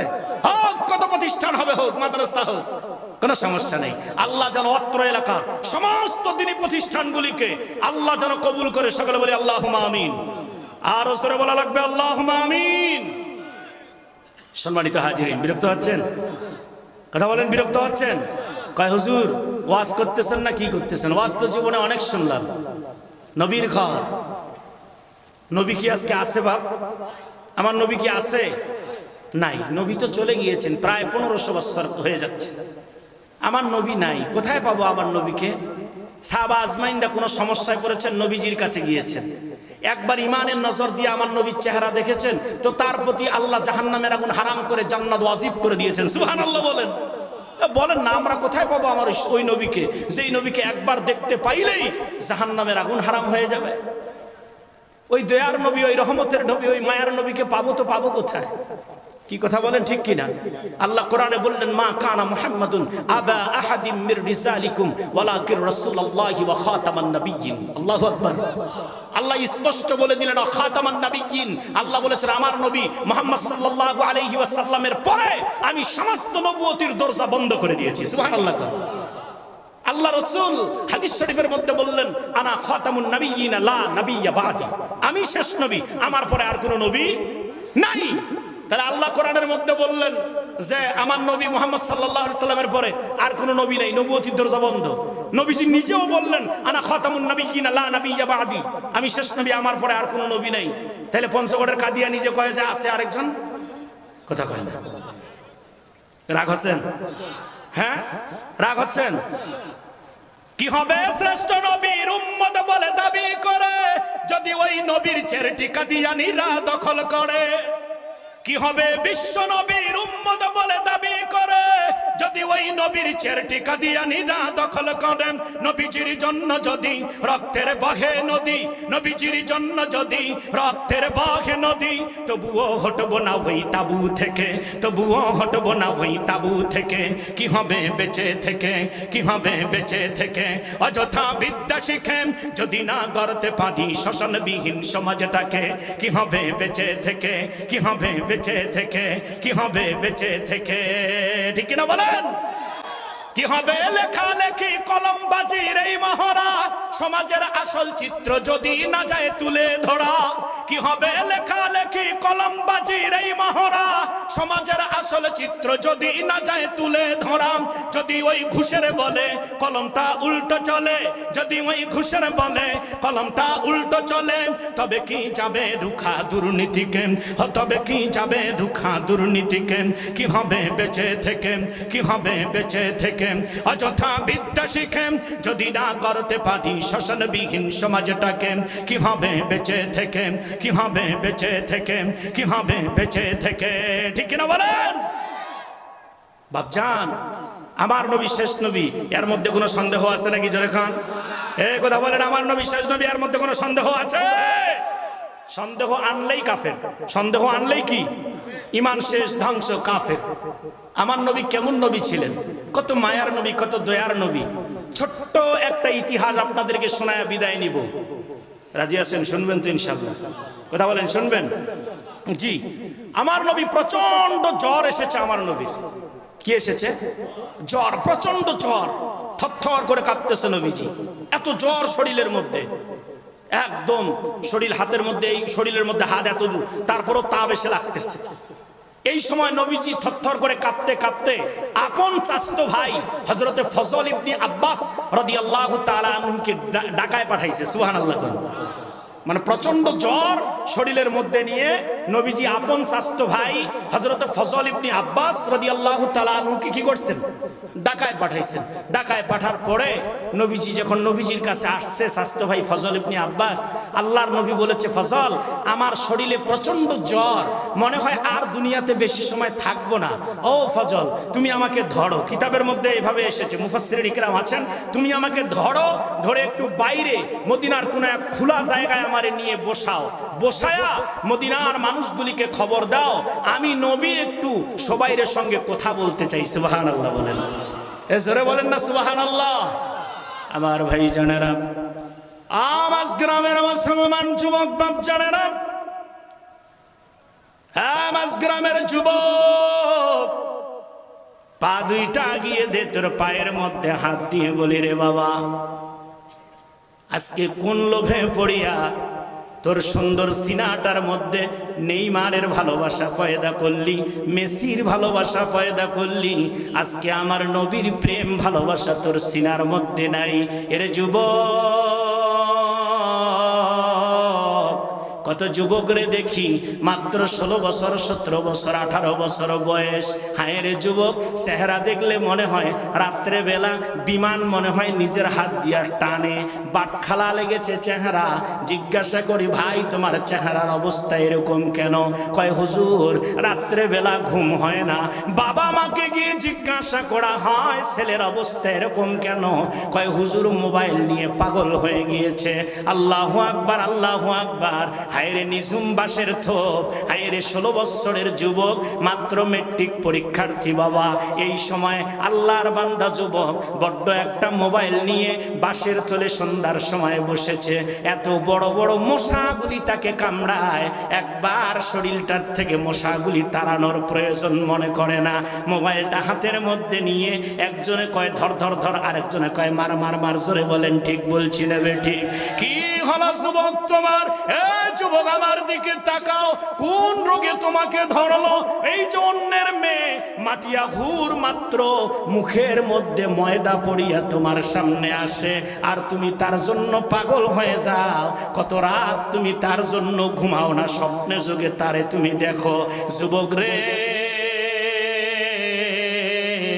একবার যদি তুমি তার পিছনে না দৌড়াইয়া গভীর রজনীতে উজু করিয়া আল্লাহর কদমে সেজদা দিয়ে বলো, আমার মালিক দয়া করে মায়া করে জীবনের গুনাহগুলি মাফ করে দাও আল্লাহ, তুমি আমাকে তোমার পথের পথিক বানিয়ে দাও। এর যুবক, ইহকাল তোমার জন্য ধন্য হয়ে যাবে, পরকাল তোমার জন্য ধন্য হয়ে যাবে। কিশোর পিছনে দৌড়াও রে যুবক, একবার তাকিয়ে দেখো, খেয়াল করো, আমার নবী বিশ্ব নবী আপন চাচতো ভাই হযরত ফজল ইবনে আব্বাস রাদিয়াল্লাহু তাআলা আনহুকে ডাক দিয়ে বললেন, ফজল রে, দেরি করিস না রে ফজল, জলদি করে আমার একটা খোলা জায়গার মধ্যে বসায়া দে, আর মদিনার মানুষগুলিকে খবর দে রে ফজল, আমি একটু তাদের সঙ্গে মত বিনিময় করতে চাই, আমি একটু তাদের সঙ্গে আমার মনের কথাগুলি আদান প্রদান করতে চাই। হযরত ফজল ইবনে আব্বাস রাদিয়াল্লাহু তাআলা আনহু বিশ্ব নবীকে যখন দুই হাত ধরে কোনো মতো করে একটা রৌদ্র জায়গার মধ্যে নিয়ে খোলা জায়গায় নবীরে বসাইয়া পুরা মদিনার মানুষগুলিকে বলল, এরে মদিনাবাসী, কে কোথায় আছো রে? আমার নবী তোমাদেরকে একটু ডেকেছে, স্মরণ করেছে, নবী আমার তোমাদের জন্য খোলা জায়গায় অপেক্ষামান। হ্যাঁ মদিনার মানুষ, কে কোথায় আছো রে? আসো, আমার নবী একটু তোমাদের সঙ্গে মত বিনিময় করবে, কথাবার্তা বলবে। এ যুবক, এ মুরব্বী ভাব, কি হইল আপনার সমস্যা?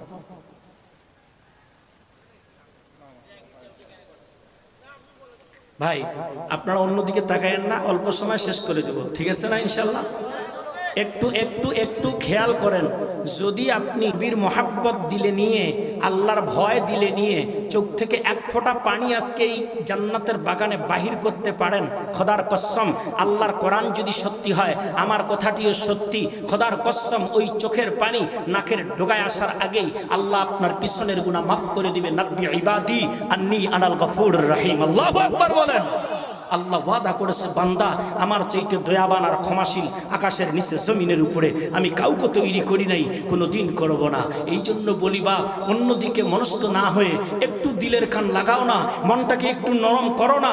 যেহেতু কষ্ট করে আসছি, সারাদিন মাঠে পরিশ্রম করে, যেহেতু আরামের বিছনা হারাম বানিয়ে কনকনে শীতকে উপেক্ষা করে চলেই যেহেতু এসেছি, দেখি না মালিকের কাছ থেকে একটু নিজের অপরাধগুলিকে ক্ষমা করে নেওয়া যায় কি না।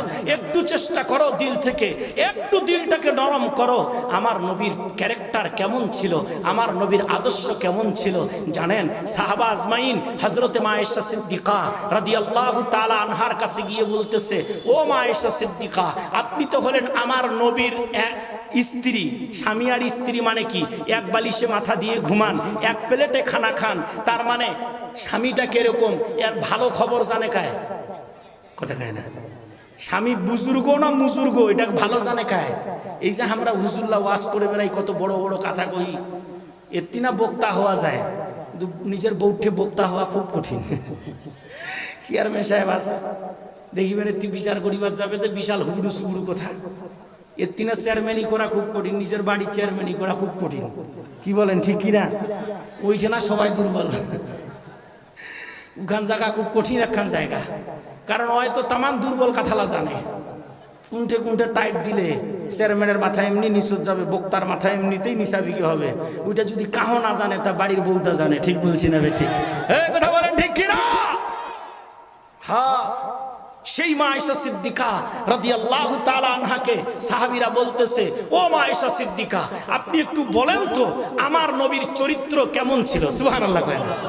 হ্যাঁ, বলতেছে সাহাবীরা, মা আয়েশা সিদ্দিকা আপনি একটু বলেন, কাইফা কানা খুলুকুন নবী সাল্লাল্লাহু আলাইহি ওয়াসাল্লাম, আপনি একটু বলেন আমার নবীর চরিত্র কেমন ছিল, আমার নবীর আখলাক কেমন ছিল, ক্যারেক্টার কেমন ছিল, আমার নবীর ব্যাকগ্রাউন্ড কেমন ছিল, আপনি একটু আমাদের সামনে বর্ণনা করেন। হযরতে মা আয়েশা সিদ্দিকা রাদিয়াল্লাহু তাআলা আনহা বলতেছেন, সাহাবীরা রে, আফাতাকরাউনাল কুরআন, তোমরা কি কোরআন পড়ো না? তোমরা কি কোরআন বুঝো না? তোমরা কি কোরআন শোনো না? সাহাবীরা বললেন, ক্বালু বালা, নিশ্চয় আমরা কোরআন পড়ি, কোরআন বুঝি, কোরআন মেনেও চলার চেষ্টা করি। হযরতে মা আয়েশা সিদ্দিকা রাদিয়াল্লাহু তাআলা আনহা ডাক দিয়ে বলতেছেন, সাহাবীরা রে, তোমার নবীর নবীর চরিত্র ব্যাপারে আমার কাছে তোমরা জানতে চেয়েছো। এ সাহাবী, কোরআন শরীফ যা তোমার আমার নবীর জীবনী, ক্যারেক্টার, চরিত্র হুবাহুব তা। জোরে কোন সুবহানাল্লাহ। সাহাবীরা খেয়াল করিও রে, কোরআনের মধ্যে যেমন যাররা পরিমাণ কোনো সন্দেহ নাই, ভুল নাই, তোমার আমার নবীর জীবনীর মধ্যে, ক্যারেক্টারের মধ্যে যাররা পরিমাণ কোনো ভুল নাই। জোরে কোন সুবহানাল্লাহ।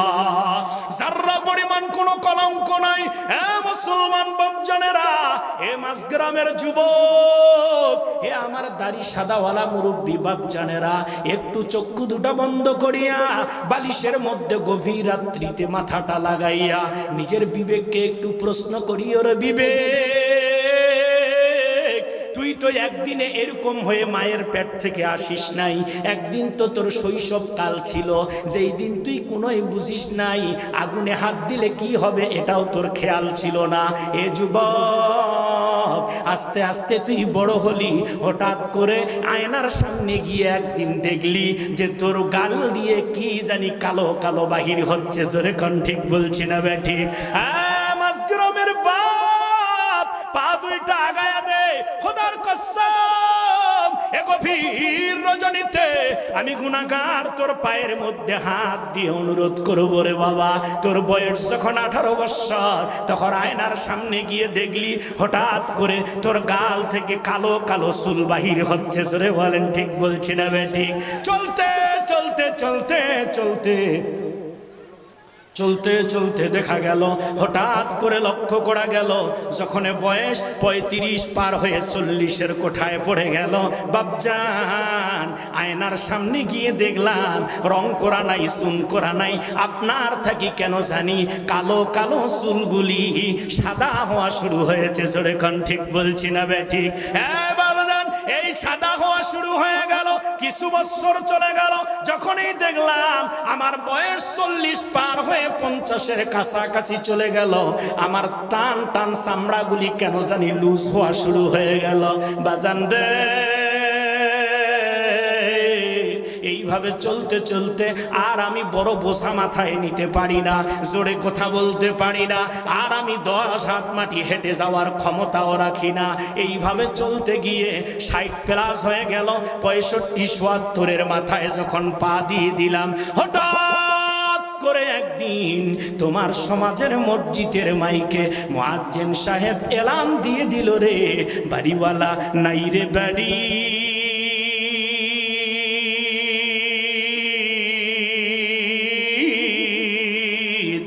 নাই রে দুনিয়াতে। কথা বলেন ঠিক বলছি না বেটি? সাদা কাপনের কাপড়, তোমার রঙিন কাপড়গুলি টানায় টানায় খুলতেছে। বড়ই পাতার গরম পানি জীবনের শেষ গোসলটা তোমাকে করায় দিল। এরে বাপ, যেই সন্তানের জন্য তুমি নিজে খাও নাই, যেই সন্তানের জন্য খেয়ে না খেয়ে তুমি সম্পদ জোগাইলা, যেই সন্তানকে স্ত্রীকে খুশি করার জন্য ফজরের নামাজের সময় তোমার হলো না, জোহর আসর মাগরিব এশার সময় তুমি পাইলা না, যেই সন্তান পরিবারকে সন্তুষ্ট করার জন্য তুমি আল্লাহকে ডাকার সুযোগ পাইলা না, আমার মালিকের কদমে সেজদা দেওয়ার সুযোগটুকু তোমার হলো না। বাজান রে, মরার পরে কেউ কান্দে একদিন, কেউ কান্দে 1 ঘন্টা, কেউ কান্দে 2 ঘন্টা। ওই বাটসারের অন্ধকার যেখানে আলো নাই, বাতি নাই, সঙ্গী নাই, সাথী নাই, বিছনাও নাই, বালিশও নাই, ওই পোকামাকড় সাপ বিচ্ছুর ঘরের মধ্যে তোমাকে একা ফালায় রাখিয়া, এ বাজান তোমার তৈরি করা খাটের মধ্যে তারা নাক ডেকে ঘুমায়, তোমার তৈরি করা বিল্ডিং এর মধ্যে তারা নাক ডেকে ঘুমায়। বাজান 40 দিন যাইতে না যাইতে রাস্তার পাশের জমি নিয়ে 3 ভাই মাইডাং শুরু করে দেয়। বাবার কবরে কি হয় এই খবর নেওয়ার সময় কারো থাকে না। জোরে কোন ঠিক কিনা? এই হলো চিরন্তন বাস্তবতা। মাসগ্রামের যুবক মুরব্বী বাপ, এই বাস্তবতা দেখার পরে, জানার পরে, বুঝার পরে তুমি যদি না বুঝো, দেখেও না দেখার ভান করো, সুম্মুম বুকমুন উমিয়ুন ফাহুম লা ইয়ারজিউন, তুমি যদি দেখেও না দেখার ভান করো, শুনেও না শোনার ভান করে চলো, বাজান রে আমি মনে করব তোমার বড় ডিগ্রি মাস্টার্স কমপ্লিটের সার্টিফিকেট থাকতে পারে, কিন্তু বাস্তব প্র্যাকটিক্যাল জিনিসটা দেখার পরেও যদি তুমি শিক্ষা দিতে না পারো, আমি মনে করব আল্লাহর আকাশের নিচে জমিনের উপরে তোমার চাইতে বড় গন্ড মূর্খ আর একজন রাইজরে কোন ঠিক কিনা? বাজান, তারপরেও তোমার মসজিদ ভালো লাগে না, নামাজ পড়ার সময় তোমার হয় না, আল্লাহর নবীর সুন্নতগুলি মুখের মধ্যে রাখতে গেলে তোমার বড় লজ্জা লাগে, ভয় লাগে। কেন বাবা? হক কথা বললে তিতা। আমি বলেছি আল হাক্কু মির রাব্বিকা ফালা তাকুনান্না মিনাল মুমতারিন। যুবক রে, দাড়িগুলি রাখতে তোমার এত মায়া কেন? যারা দাড়ি সেভ করে মনে করবেন এদের ভিতরে একটা শয়তানি চিন্তা ভাবনা আছে, জোরে কোন ঠিক কিনা? যারা বয়স্ক এরা মনে করে দাড়ি সেভ করে বেহানির সাথে একটু কিটিস মিটিস করিব, আর যারা যুবক এরা মনে করে শালির সাথে কয়েকদিন কিটিস মিটিস করিব, জোরে কোন ঠিক বলছি না বেটি? এই জন্য দাড়ি থাকে না, কারণ দাড়ি হলো রসুলের সুন্নত। এই দাড়ি মুখের মধ্যে রাখিয়া বাটপাড়ি গুনার কাজ করতে বিবেকে বাধা দেয়, জোরে কোন ঠিক কিনা? আল্লাহ রসুল বলে গেলেন, দুনিয়ার মানুষ শোনো, আমার একটা সুন্নতকে জিন্দা করে কবরের মধ্যে আয় উম্মত আয়। তোকে যখন রাখবে কবরে, তোকে রাখার সময় যখন বলবে বিসমিল্লাহি ওয়া আলা মিল্লাতি রাসূলুল্লাহি সাল্লাল্লাহু আলাইহি ওয়াসাল্লাম, একটা সুন্নত যদি তোর শরীরের মধ্যে থাকে, আমি নবী আমার হাত বাড়ায়া দিব, কিয়ামতের দিন আমি নবী সুপারিশ করে তোকে জান্নাত নিয়ে যাব। কোন সুবহানাল্লাহ। মুসলমান যুবক, ওই কিয়ামতের কঠিন ময়দান যেদিন কায়েম হয়ে যাবে, সূর্য যেই দিন সোয়া হাত উপরে আসবে, মাথার মস্তিষ্ক গুলো যখন টকবক টকবক করবে, গোটা কিয়ামতের জমিনটা পুরে যখন তাবা হয়ে যাবে, আমার আল্লাহ যখন কাহার নাম ধারণ করে বসবে, মালিক যখন বলবেন নিমাদুল মুলকুল ইয়াউম লিল্লাহি ওয়াহিদিল কাহার, বড় রাগান্বিত হয়ে আরশের মালিক যেদিন তোমার দিকে তাকাবে, ওই দিন তোমার পক্ষে কথা বলার মতো কোনো অ্যাডভোকেট থাকবে না, কোনো উকিল থাকবে না। তোমার পক্ষে কথা বলার মতো একটা মানুষ শুধু থাকবে, তার নাম হলো মুহাম্মাদুর রাসূলুল্লাহ। আল্লাহু আকবার বলেন, আল্লাহু আকবার বলেন। ওই একটি মাত্র মানুষ একবার জান্নাতের দরজায় যাবে, একবার জাহান্নামের দরজায় যাবে রে, একবার ফুলসিরাতের কিনারায় যাবে। জিবরাইল ডাক দিয়ে বলে, নবীজি আপনি একবার জান্নাতের দরজায় যান, একবার জাহান্নামের দরজায় যান, একবার ফুলসিরাতের কিনারায় যান। কেন? কয়, ও জিবরাইল, ফুলসিরাতের কিনারায় যাই রে, না জানি আমার কোনো এতিম গুনাহগার উম্মত কেটে কেটে ফুলসিরাত থেকে হাবিয়া দোজখের মধ্যে চলে যাবে। আমি বেঁচে থাকতে আমার একটা উম্মতকেও আমি জাহান্নামে যাইতে দিব না, জোরে কোন সুবহানাল্লাহ। জিবরাইল জাহান্নামের দরজায় যাই, না জানি রে আমি নবী অন্যখানে থাকা অবস্থায় ফেরেশতারা আমার কোন এতিম গুনাহগার উম্মতকে ধরিয়া জাহান্নামের দিকে ছুঁড়ে মারতে পারে। আমি নবী থাকতে আমার একটা এতিম গুনাহগার উম্মত জাহান্নামে যাবে, বরদাস্ত করব না। এই জন্য আমি জাহান্নামের দরজায় দৌড় দেই, মাঝে মধ্যে ফুলসিরাতের কিনারায়, মাঝে মধ্যে জাহান্নামের দরজায়, মাঝে মধ্যে যাবে মিজানের পাল্লার কাছে। কিতাবের মধ্যে এসেছে, এক আল্লাহর বান্দাকে ফয়সালা দেওয়া হলো, আপনি জাহান্নামে চলে যান। ওজন করা হলো, জাহান্নামের দিকে আপনি চলে যান, কারণ আপনার নেকির পাল্লার ওজন হয়েছে কম আর গুনার পাল্লার ওজন হয়েছে অনেক বেশি, এই জন্য আপনার ফয়সালা জাহান্নাম। লোকটি চলে যাচ্ছে, একবার নবীজির দিকে ফিরায়া দুটি চোখের পানি ছেড়ে দিয়ে বলে, নবী আমার, জাহান্নামের কঠিন আযাব সহ্য করার ক্ষমতা আমার নাই। কথাটি বলা মাত্র আল্লাহর হাবিব ডাক দিয়ে বলবে, ফেরেশতা মিজানের পাল্লা ওজন করতে সরে নাকি বদি, ফেরেশতারা আমার এতিম গুনাহগার উম্মতরে জাহান্নামে পাঠাও কেন?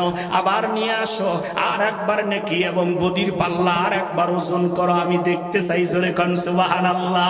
ফেরেশতা ডাক দিয়ে বলে, না না, এখানে কোনো ব্যক্তির কথা চলবে না, এখানে একটা মানুষ একটা। এটা নিয়ম হলো, উনি আসছে স্টেজে, এখন চেয়ারের মালিক উনি, ছেড়ে দেওয়া, এটা হলো আদব।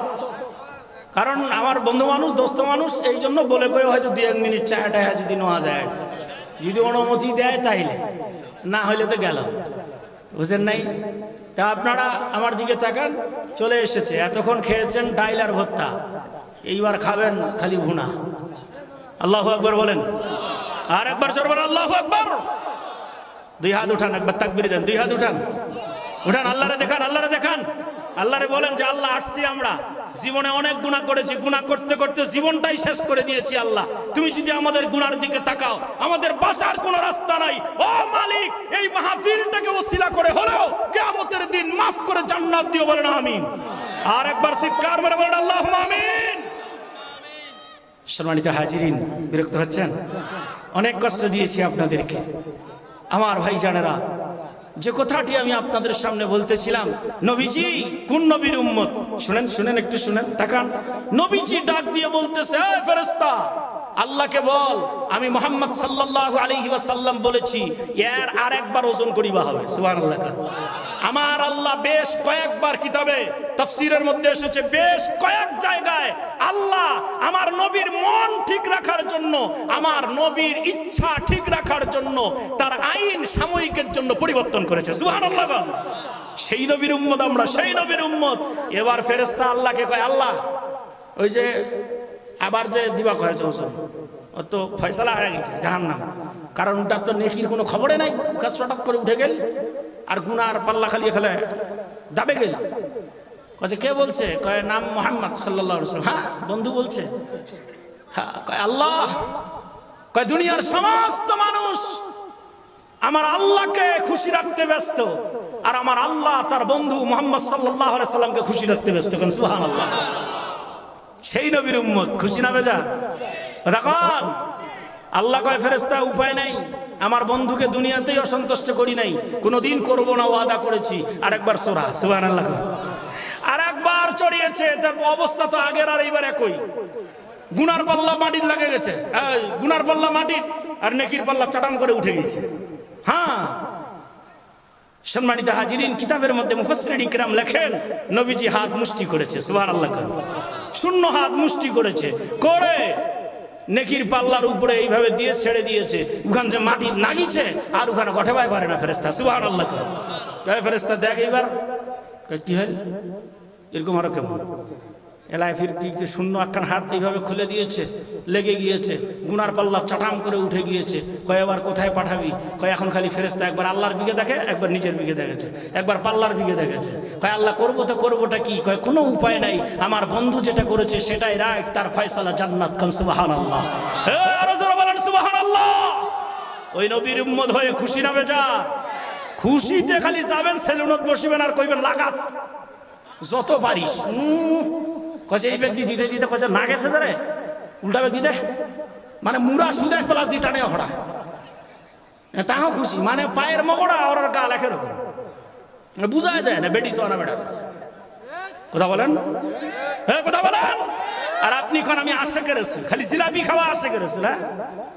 আমার নবীকে নিয়ে যখন কটূক্তি করে তখন আপনি বাইরে হন না, একটা কথাও বলেন। আমার নবীর চেয়ার দখলের জন্য কাদিয়ানির বাচ্চা কাদিয়ানিরা চেষ্টা করতেছে, আর আমরা ঘরের মধ্যে বসে চুপ করে থাকি। না ভাই, আপনি আমাকে আঘাত করেন আমি সহ্য করব, আপনি আমার বাপকে আঘাত করেন আমি সহ্য করব, আমি ব্যক্তিকে আঘাত করেন সহ্য করব। আমার আল্লাহ, আমার কোরআন, আমার ইসলাম, আমার নবী, আমার প্রাণের স্পন্দনকে নিয়ে যদি তুমি একটু বাড়াবাড়ি করো, জিভ টেনে কুত্তা দিয়ে খাওয়ানো হবে। কোন ঠিক কিনা? কারণ এ বাংলার জমিন মুসলমানের জমিন, এ বাংলার জমিন শাহজালালের জমিন, এটা শাহ মাখদুমের জমিন, এটা ইখতিয়ার বিন বখতিয়ার ফলদের জমিন, এটা নজরুলের জমিন, এটা রবীন্দ্রনাথের নয়। ঠিক বলছি না বে ঠিক? এই কথা বলেন, ঠিক বলছি না বে ঠিক? এ বাংলার জমিনে মুসলমানের কথাই শেষ কথা, বাংলার জমিনে আলেম ওলামাদের কথা শেষ কথা, মুসলমানের কথাই বাংলার জমিনে শেষ কথা। কারণ আমাদের বাংলার জমিনে 90% মুসলমান। লা ইকরাহা ফিদ্দিন, তোমার ধর্ম নিয়ে তুমি থাকো, আমাদের কোনো আপত্তি নাই, যত পারি আমরা সিকিউরিটি দিব।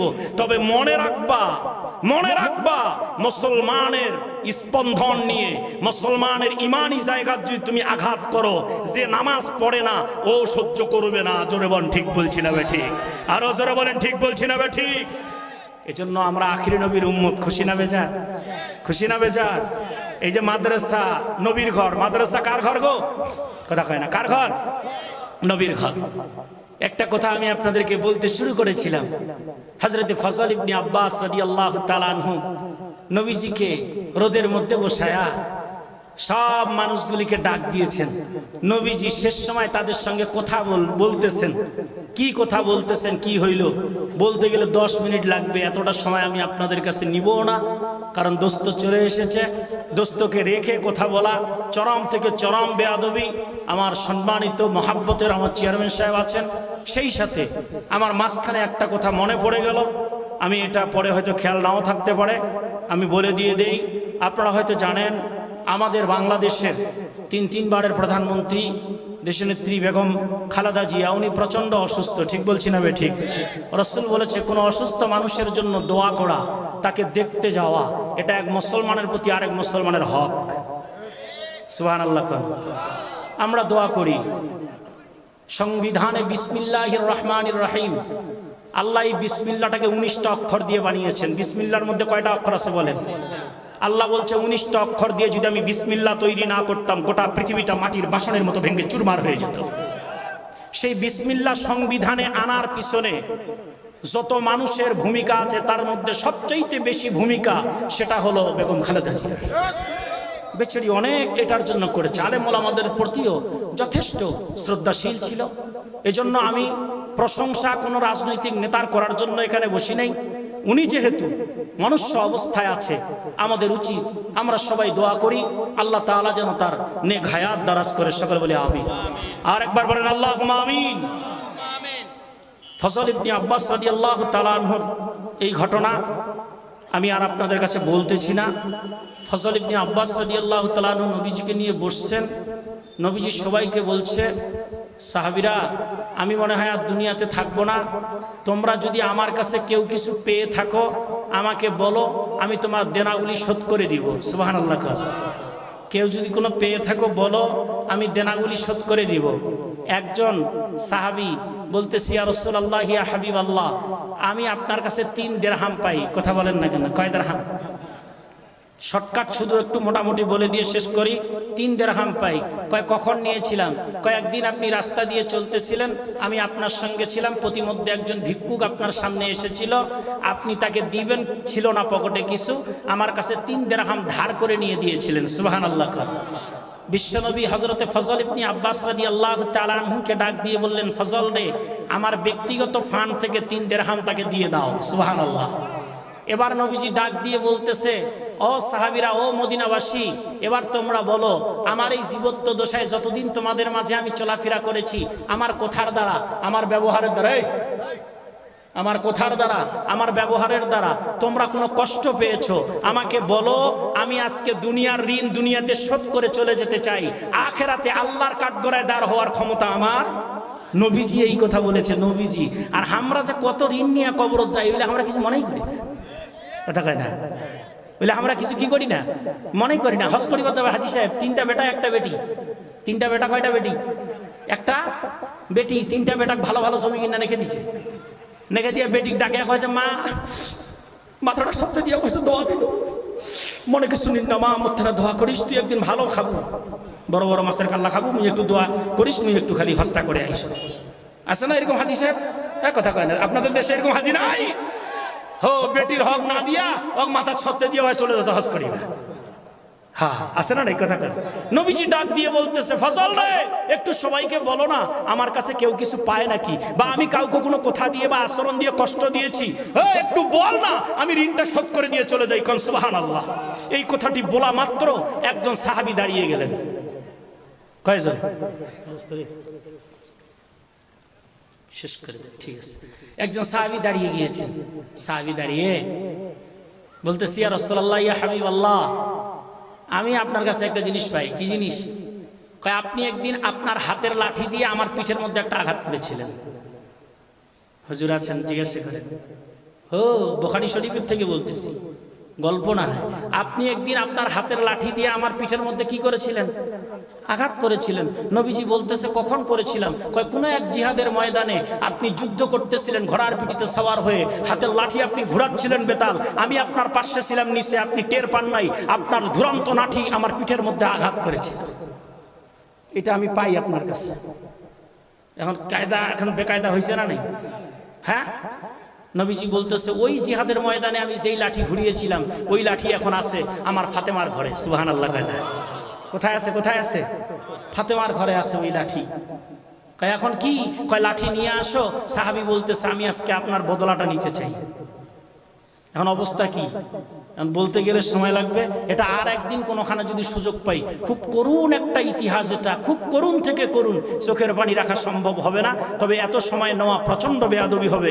এই জন্য কোনো দিন যদি কখনো কোনোভাবে কোথাও সুযোগ পাই তাহলে বলবো। বলার ইচ্ছা ছিল। আমি আপনাদের কাছে একেবারে ক্ষমা চেয়ে নিচ্ছি, একেবারে ক্ষমা চেয়ে নিচ্ছি। আমার এখন একটা অগুছানো বক্তব্য আমি আপনাদের সামনে করলাম। কষ্ট করে যে কথা শোনার জন্য আপনারা এসেছেন আমি দিতে পারি নাই। আমার দোস্তকে অনুরোধ করে যাচ্ছি, দোস্ত একদম মন ভরে দিবি এবং তারাও মন ভরে যেন নিয়ে যেতে পারে। আমি অনুরোধ করে যাচ্ছি, আমার দোস্তকে রেখে আপনারা কেউ যাবেন না, একসঙ্গে আখেরি মুনাজাত করে যাবেন ইনশাআল্লাহ। ওয়াদা দিচ্ছি কোনোদিন যদি সুযোগ হয় তাহলে ইনশাআল্লাহ এই বিষয় নিয়ে আলোচনা করব। আল্লাহ রাব্বুল আলামিন যেন কবুল করে এই মাদ্রাসা সন্তান দিয়ে।